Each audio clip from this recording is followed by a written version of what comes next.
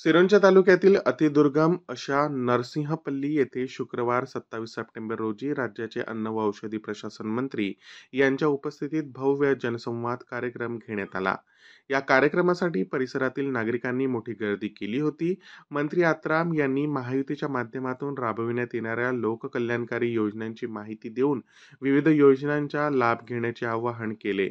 मंचावर उपस्थित अन्य मान्यवरांनी देखील मार्गदर्शन केले. त्यात विरोधकांच्या भूलथापांना बळी न पडता मंत्री आत्राम यांच्या पाठीशी ठामपणे उभे राहण्याचे आवाहन करण्यात आले.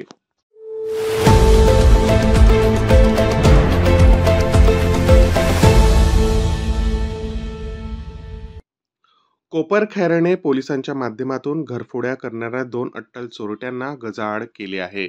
या चोरट्यांना अटक केल्यानंतर तब्बल 10 घरफोडीचे गुन्हे उघडकीस आले आहे. या चोरट्यांकडून तब्बल 14 लाखांचे सोन्याचे दागिने हस्तगत करण्यात आले आहेत.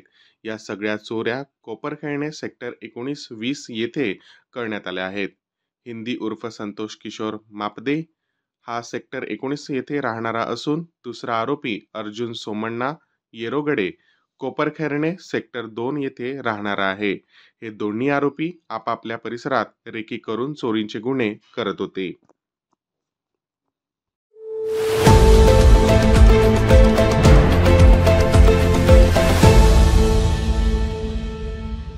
प्रणिती शिंदे यांनी महिलांच्या अधिकारांसाठी महत्त्वपूर्ण वक्तव्य केले आहे, जिथे त्यांनी महिलांना आदर आणि शिक्षणाची गरज असल्याचं सांगितलं. त्यांनी म्हटलं की एक शिक्षित स्त्री घरातील वातावरण बदलू शकते आणि जर वडिलांनी मुलांना महिलांचा आदर करायला शिकवला तर 80% महिलांवरील अत्याचार थांबू शकतात.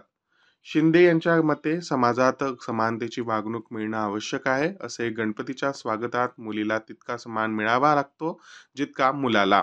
तसेच शिंदे यांनी ट्रोलिंगच्या मुद्द्यावर बोलताना ट्रोलर्सच्या टिप्पण्या महत्त्वाच्या नसल्याचं स्पष्ट केलं, कारण ट्रोलिंग महिलांसाठी विशेषतः कठीण असतं. महिलांवर आक्षेप घेणारा दृष्टिकोन बदलण्यासाठी गरज आहे, असंही ती म्हणाली. इंदिरा गांधींना आपला आदर्श मानत विडी कामगार महिलांच्या कष्टांचं कौतुक करताना शिंदे यांनी त्यांच्या कामातून प्रेरणा घेत कालच्या तुलनेत अधिक चांगलं काम करण्याचा निर्धार व्यक्त केला. राज्याच्या विधानसभेच्या निवडणुकीच्या पार्श्वभूमीवर राजकीय वातावरण तापलेले आहे, ज्यामुळे सर्व पक्षांच्या नेत्यांनी विविध मतदारसंघामध्ये दौरे सुरू केले आहेत.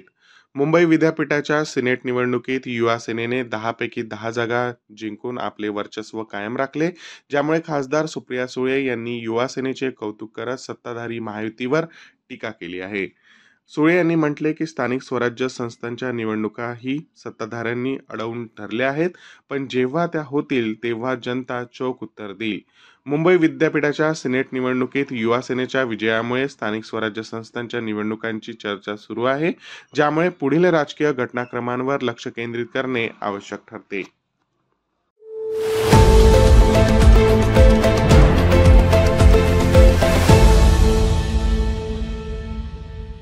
माजी गृहमंत्री अनिल देशमुख यांनी चांदीवाल आयोगाच्या अहवालाबाबत सरकारला इशारा दिला आहे की अहवाल लवकरात लवकर सार्वजनिक न केल्या गेल्यास ते न्यायालयात जातील. पत्रकार परिषदेत त्यांनी स्पष्ट केले की मुंबईचे तत्कालीन पोलीस आयुक्त परमवीर सिंह यांनी केलेल्या 100 कोटी रुपयांच्या वसुलीच्या आरोपाची चौकशी करण्याची चांदीवाल आयोगाची स्थापना झाली होती आणि 11 महिने चौकशीनंतर 1400 पानांचा अहवाल तयार केला आहे, जो 2 वर्षापासून दडवून ठेवण्यात आला आहे.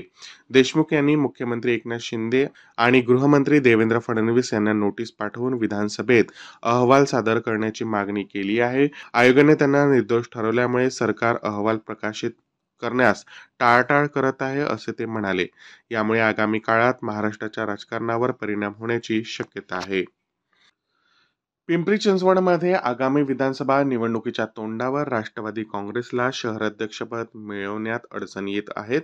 उपमुख्यमंत्री अजित पवार यांच्या नेतृत्वाखाली या पक्षाने गेल्या 2 महिन्यापासून शहराध्यक्षविना काम करत असल्याचे कार्यकर्त्यांमध्ये नाराजी वाढत आहे.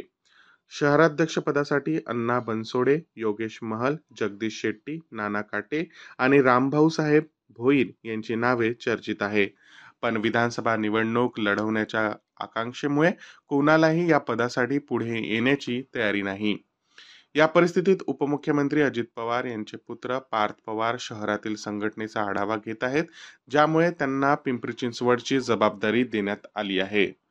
पार्थ यांनी अनेकदा शहरातील कार्यकर्त्यांना भेटी देऊन त्यांना प्रोत्साहित केले आहे, परंतु शहराध्यक्ष न झाल्याने कार्यकर्त्यांचे असंतोष कमी होत नाही आहे. आगामी निवडणुकीत यामुळे पक्षाच्या यशावर नकारात्मक परिणाम होऊ शकतो.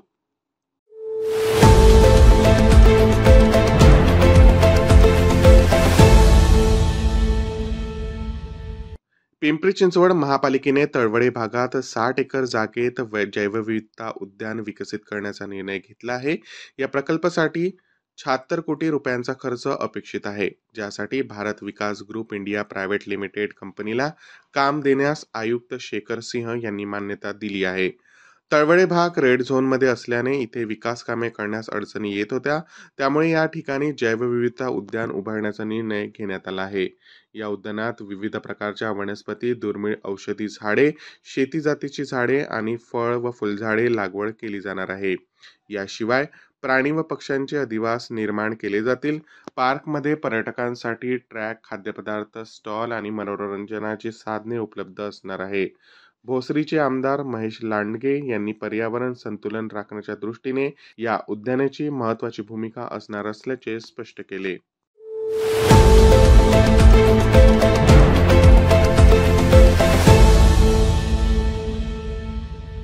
21 सप्टेंबर रोजी मध्यरात्री 1 वाजता पालोरा येथील 16 वर्षीय मैथिली भाऊराव धोटे हिला पायाला विषारी घोणसापाने दंश केला. लघुशंकेसाठी बाहेर येताच ती थेट सापावर पडली, ज्यामुळे तिच्या आरडाओरडाने परिसरातील लोक एकत्र आले. घटनेची गंभीरता लक्षात घेता आरमोरी येथील वृक्षवल्ली वन्यजीव संरक्षण संस्थेचे सदस्य करण गिरटकर यांचा संपर्क करण्यात आला. त्यांनी तात्काळ उपचारासाठी हजर राहण्याचा सल्ला दिला. करण यांनी घटनास्थळी येऊन सापाला पकडले आणि तिला आरमोरी उपजिल्हा ग्रामीण रुग्णालयात दाखल केले. साप विषारी असल्याने सांगितल्यानंतर प्राथमिक उपचार करण्यात आले. सध्या मैथिलीचे पुढील उपचार गडचिरोली जिल्हा सामान्य रुग्णालयात सुरू आहेत आणि तिची प्रकृती धोक्याबाहेर असल्याची माहिती डॉक्टरांनी दिली. वृक्षवल्ली संस्थेचे अध्यक्ष देवानंद दुधाने यांनी सर्पमित्र करण गिरटकर यांचे कार्य कौतुकास्पद मानले आणि संकटाच्या वेळी जीवाची पर्वा न करता केलेल्या कार्याचे महत्त्व अधोरेखित केले.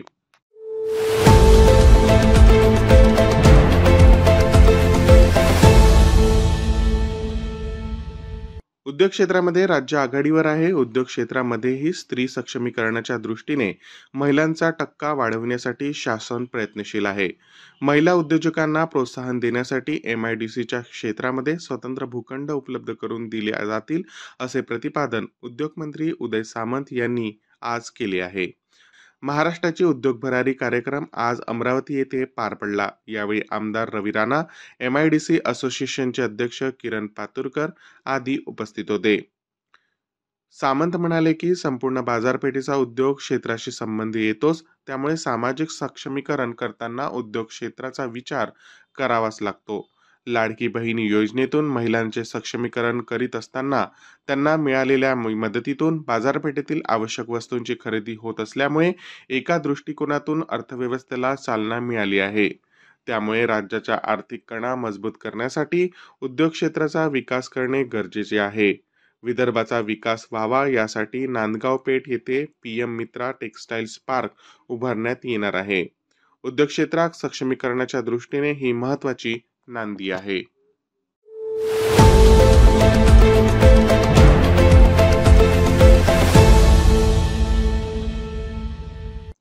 भाजपचे नेते देवेंद्र फडणवीस यांनी उद्धव ठाकरे आणि शरद पवार यांच्यावर टीका केली, ज्यामध्ये त्यांनी म्हटले की शिवसेना आणि राष्ट्रवादी काँग्रेसच्या फुटीचे कारण हे दोघेच आहेत. त्यांनी स्पष्ट केले की उद्धव ठाकरेंच्या नेतृत्वात झालेल्या वादांमुळे शिवसेना फुटली, ज्यामध्ये महाविकास आघाडी सरकार गडगडले. फडणवीस यांनी याबद्दल 21 जून 2022च्या बंडाचे उदाहरण देत महत्वाकांक्षा आणि वारसा देण्याच्या निर्णयामुळे या पक्षांची स्थिती बिघडली असल्याचे सांगितले. फडणवीस यांनी शरद पवारांच्या राजकारणावरही हल्ला चढवला. त्यांनी आरोप केला की पवारांनी त्यांच्या वारशाला त्यांच्या मुलाकडे देण्याचा अशी महत्वाकांक्षा केल्याने त्यांचा पक्ष फुटला.